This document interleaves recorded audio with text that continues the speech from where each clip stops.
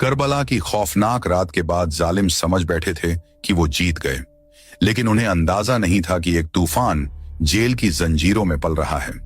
इस तूफान का नाम था मुख्तार अल सक्फी। जब मुख्तार कैद से आजाद हुए तो उनकी आंखों में सिर्फ और सिर्फ इंतकाम की आग थी।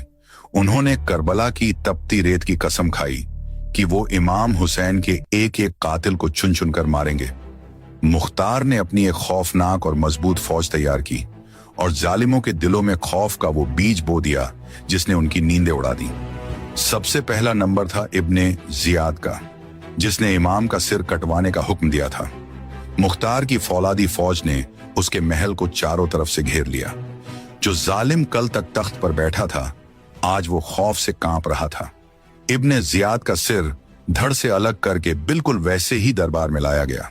इसके बाद मुख्तार के निशाने पर आया शिमर, जो इमाम के सीने पर चढ़ा था। शिमर अपनी जान बचाकर भागने लगा, लेकिन रेगिस्तान में मौत उसका इंतजार कर रही थी। मुख्तार के मुजाहिदीन ने उसे घेर लिया। अब उसके चेहरे पर सिर्फ खौफ था।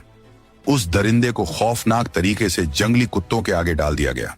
अब बारी थी सबसे बड़े दरिंदे हुरमुला की, जिसने 6 महीने के बच्चे अली असगर को तीर मारा था। मुख्तार ने हुक्म दिया कि इस जालिम को सबसे भयानक सजा दी जाए। पहले हुरमुला के वो दोनों हाथ काटे गए जिनसे उसने कमान खींची थी।